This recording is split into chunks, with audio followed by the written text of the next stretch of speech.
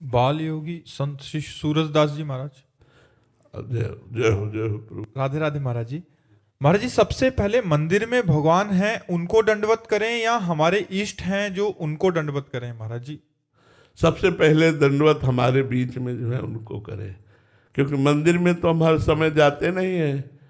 मंदिर में तो कभी कभी समय जाते हैं, और हर समय हमारे हृदय में सबके बीच में भगवान रहते हैं। तो सिय राम मैं सब जग जानी, करो प्रणाम जोरि जुग पानी। जड़ चेतन जग जीव जत सकल राम मैं जानी, बंदो सबके पद कमल सदा जोरि जुग पान। जड़ चेतन जो भी दिखाई दे सब में प्रणाम करो, भगवान विराजमान है। मंदिर में तो श्री विग्रह अर्चा अवतार से है ही, लेकिन चराचर जगत के रूप में भी भगवान है। तो सबसे पहला प्रणाम हमारे समीप जो भगवान है, फिर जाकर के मंदिर में। संजीव जी देहरादून से। राधे राधे महाराज जी। महाराज जी, आपके चरणों में सादर प्रणाम। महाराज जी, ये स्वरूप क्या है और स्वरूप में स्थित होने का क्या प्रक्रिया है महाराज जी? जो एक है, जो नित्य है, जो चिदानंद है, जो निर्विकार है, जो ब्रह्म स्वरूप है, वो हमारा स्वरूप है मैं। मन बुद्धि चित्त अहंकार, अंतःकरण के अहम के मैं में शुद्ध स्वरूप मैं का मिल जाना, यही बंधन युक्त हो गया। साधना के द्वारा अंतःकरण मलिन जो मैं है, मलिनता, मैं स्त्री, मैं पुरुष, मैं विद्वान, मैं धनवान, मैं कुलवान, मैं के आगे जो भी प्रकृति जन्य लगता है वो मलिन होता है।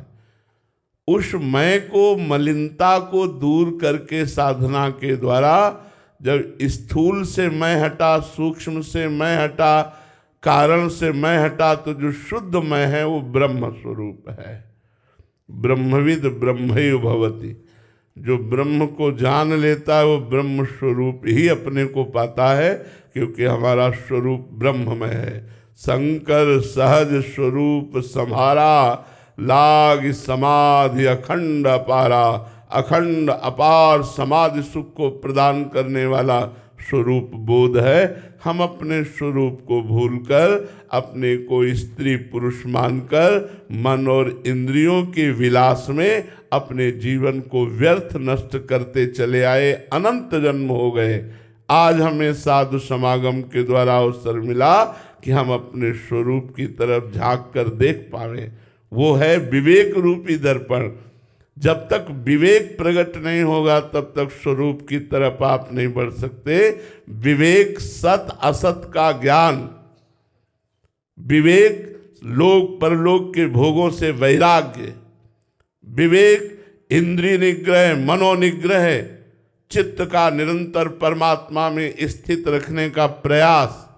इसके द्वारा जब अंतःकरण पवित्र होता है तो जैसे निर्मल जल में, शांत जल में नीचे क्या पड़ा है हम देख सकते हैं, ऐसे ही निर्मल अंतःकरण में, शांत अंतःकरण में, स्थिर अंतःकरण में उस आत्मा का प्रकाश पड़ रहा है।